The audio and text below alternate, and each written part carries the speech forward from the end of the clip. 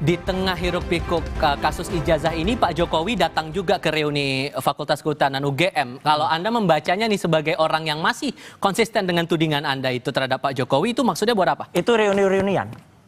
Nggak ada, nggak mengubah sedikit pun ya, 1 milipersen pun nggak mengubah tentang tuduhan ijazah palsu. Dan satu lagi, dia nggak berani pakai kaos warna biru. Harusnya kalau seorang alumni, pakai dong kaos kayak gini. Apalagi itu? Ini apalagi alumni Gajah Mada, bener kalau ini. Padahal sebenarnya, dia sebenarnya sudah diuntungkan loh dengan perubahan dari ADART Kagama. Jadi Kagama itu sudah merubah ADART semenjak tahun 2015 di pasal 92 bahwa orang yang disebut alumni itu cukup orang yang pernah terdaftar sebagai mahasiswa. Jadi DO aja, drop out aja, aman dia. Harusnya berani dong pakai kaos biru. Tapi mungkin karena sudah ada tuduhan biru itu, padahal yang nuduh bukan Jokowi, yang nuduh adalah termul-termulnya. Ya, lah itulah.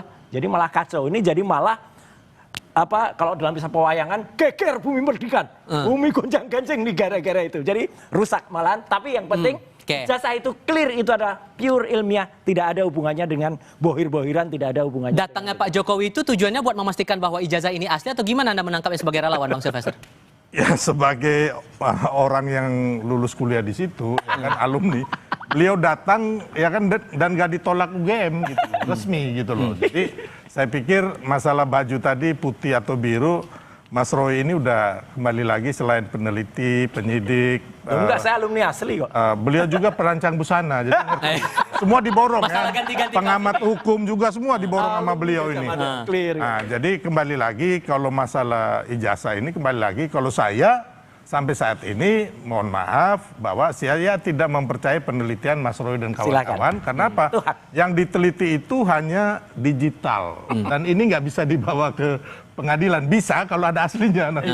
Ya, jadi memang tidak bisa peneliti dari awal ini ya kan, digital nggak bisa. Yang harus diteliti itu yang otentik atau yang original. Ya kan? Original asli atau original palsu. Originalnya nggak pernah keluar. Ya, jadi terus kalau masalah bilang nggak ada pendanaan, mungkin Mas Roy saya yakin nggak. Karena ini orang kaya ya kan, jadi nggak.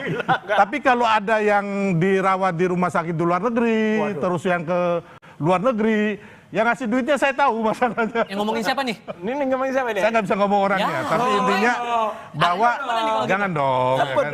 Jangan dong. Harus berani. Saya nggak mau jadi tersangka juga, Bos. Nggak enak, nggak. Intinya bahwa dalam politik pendanaan itu pasti ada. Kan dana operasional untuk gini. Kita bikin, teman-teman ini kan bikin acara di hotel. Ya kan? Terus di Gedung Juang, ya kan? Terus ke Solo. Siapa pendanaannya gitu loh kan? Intinya kan pasti ada yang membantu Mas Roy, ya kan? Saya nggak ngomong secara halus ada bohirnya, tapi ada yang membantu. Mungkin saya juga membantu loh, jangan salah loh. Karena itu kan teman-teman saya juga.